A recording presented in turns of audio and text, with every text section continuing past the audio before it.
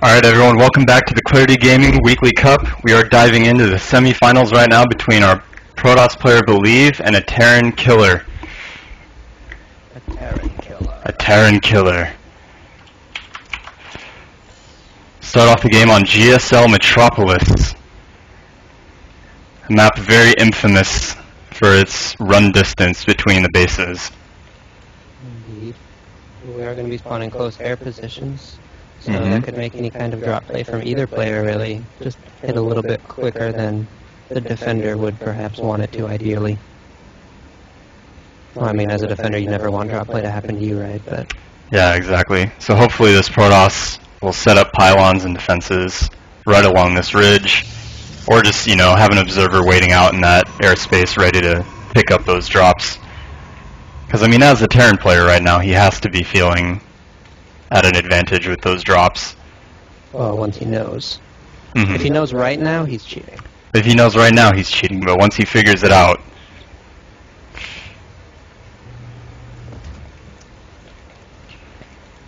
Well, hey, this is the first time we've had a Terran instead of a Protoss, instead of in this anti-Protoss position, huh? Our first not CVP. I'm so excited back. Yeah. The Terran savior of the matchups. Terran versus Terran has always been... It's either, I mean, it's the matchup where it's either really fun to watch or it's one of those games that can, you know, end up being 60 minutes long and there are battle cruisers and you're just like, what is this game? And so Terran versus Terran, definitely one of the much more, you know, versatile matchups. There's so many strategies you can do in TVT. You know, really any tech path is viable, whereas in other mirror matchups it's not exactly the case. Here we go. Hiding the second racks. Nice. That's always a nice play. And this could be some kind of 2-racks play like we saw Thorzan use against Naniwa every game in the finals of the TSL 3 back in the day. I always liked those builds too. Like in early concussive shells with just a small number of bio units to do some damage, put some pressure on the Protoss, because concussive shells great against all gateway units. Exactly. Down. I played against that. Are just ridiculous against stalkers. I played against that today on ladder actually. Ended up losing a free stalker and I was not happy about it. Yeah, that's got to be one of the worst feelings. Yeah, when you see those two Marines that, you know, at the bottom of your ramp and you go, oh, I have a stalker, I'll go take that care of that, and then all of a sudden here comes a concussive shell.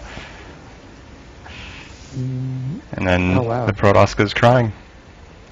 So the Protoss player is actually playing completely blind. I was going to talk about how I would have kind of liked to see the tech lab go on the hidden barracks, especially if the Protoss hadn't been able to see the gasket. But Protoss hasn't even tried to scout, so I guess none of that really matters at all. And we do have a Twilight Council going down, which that early double gas kind of hinted at that kind of play, either Dark Templar or maybe a fast blink all-in, but I think more commonly Dark Templar. It's a build that the OGS team and Huck used to use a lot. MZ and Huck played it a lot a long time ago. I think last summer's DreamHack season it was really popular around there. You would get those two gas really early on. Oh yeah, and it can be really annoying for the Terran player, you know, with a Protoss that has, you know, is really paying a lot of attention to those DTs, keeps them tripping on my words here. Keeps those DTs well spread out inside the base, you know, so outside of scan range, you know, you won't pick up more than one DT per scan. It can be very annoying for the Terran player to deal with, especially if he doesn't already have an eBay up. Ooh, and now Believe's going to get his first indication of what may be going on as he sees one Marauder, but he doesn't know the extent of this attack. So he doesn't really know what he's going to have to deal with, but he only has one Stalker right now. He starts a Zealot, but I mean, he's just going to have one Stalker by itself for a long time. His Dark Shrine's only halfway done, which means it has another 2 hours to go before it's finished. 2.5 hours, actually. Every Protoss player knows the feeling of staring at that Dark Shrine while your base is dying. Going, please finish! Pylon gets denied. Zealot starts taking damage. Here we go. All of the probes get pulled off, and they're going to be able to help hold this quite well, but that Marauder's going to see the Dark Shrine, and he's going to kill some probes. And meanwhile, there's still no army for Believe, so everything he's having to do... Instant eBay. Economy. A great response. And he doesn't have his Raxes rallied anywhere at all, so there's just going to be units at home. But the Protoss is going to have 2 Nexuses. So it's going to help him recover from this. But, I mean, how many probes is he down to right now? 19, 17? DTs are going to get in. Wow. And the DTs get in. I can't believe he didn't raise the depot. Oh dear. 2 Dark Templar. He does have scan energy. He just needs to use it. He does. However, there it goes. Only the 1 Marauder. He's going to get a lot of SCVs, even if those DTs don't... Oh, no? Not that many, actually.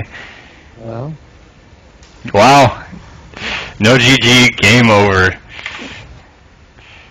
Protoss player knew he had lost too much to come back from that, saw the Terran Expo going down inside the Terran's base. You know, DTs aren't going to be able to stop that. It was game over. Yep. So that DT expand just not paying off. Turns out DT expand is still weak against 2-Rax. There aren't really any shortcuts against 2-Rax. Turns out there is still a counter to every build in the game. You just have to look for it. And that means balance. Exactly.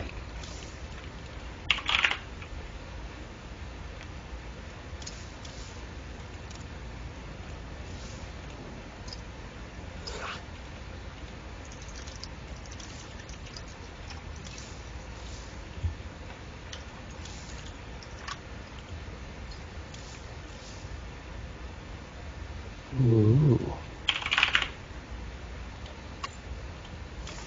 Okay, so we're going to hop right in to game number 2. Both players are raring to go. Terran player up 1. We'll see if our Protoss can make a comeback here. Yep.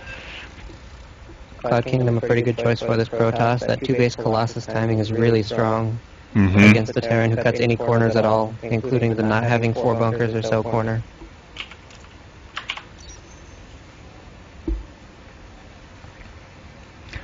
So right away, silence. We'll see if we get any good luck, have funds. But I don't think so. I think Killer's probably pretty sour about the no GG. Thinking, how dare you laugh at me as I win.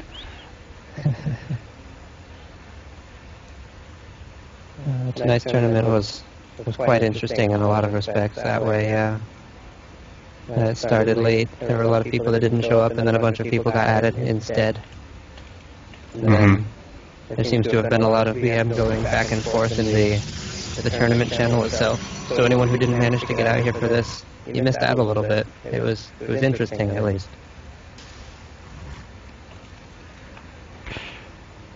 Protoss player thrown out. Shout out to Loy. Not sure how to pronounce that, but whoever you are, you have a shout out and someone loves you. Well, I mean, it's kind of a big thing to dedicate a game to someone, right? Like that has to mean he's really confident going into this. You wouldn't dedicate a game to someone if you expect not to win. That would just be bad-mannered. Friend of mine.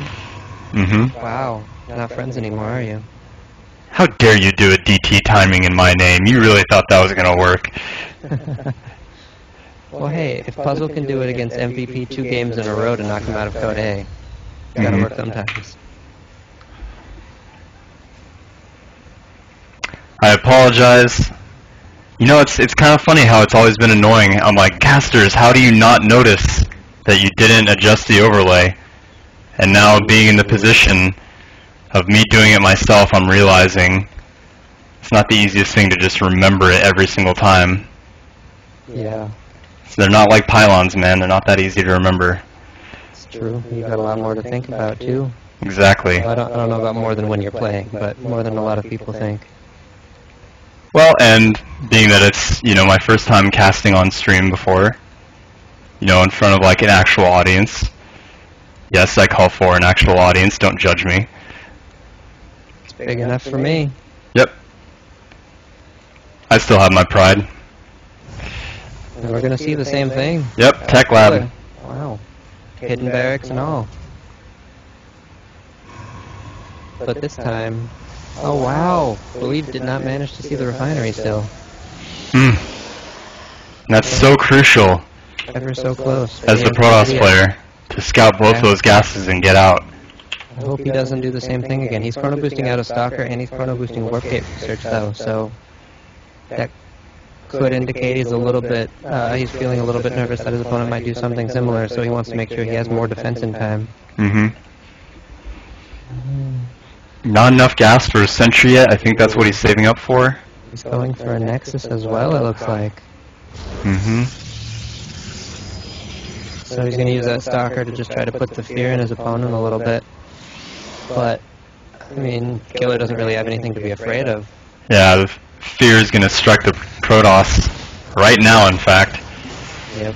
Oh, it's Concussive Shell. A second later. Yeah, Concussive Shell isn't done. Now it is. Just as the Protoss gets away. Again. Yep. Probably sitting in his chair laughing, saying, I'm glad I dedicated this game because my Stalker got away. Oh. No. Warp Gate is going to be done by the time at least the second wave of reinforcements gets across for the Terran player, so that's going to be nice. And Believe's going to have 3 gateways worth of reinforcements, so he's got a very, very, very high chance of not just dying right away. Protoss Stalker Zealot Sentry. Pretty standard opening versus a gas Terran. The force field though, nope, a little too late. He could have had some free units there, but nevertheless, I think he's going to be able to hold this Nexus fine once he gets his first warp in. He should, yeah. It's going to take a little bit of decent control, but he should be fine. And it looks like Killer does want to try to push the issue, and he's going to kite with that Concussive Shell. And there's not a lot to help with that. Those Zealots go down very quickly.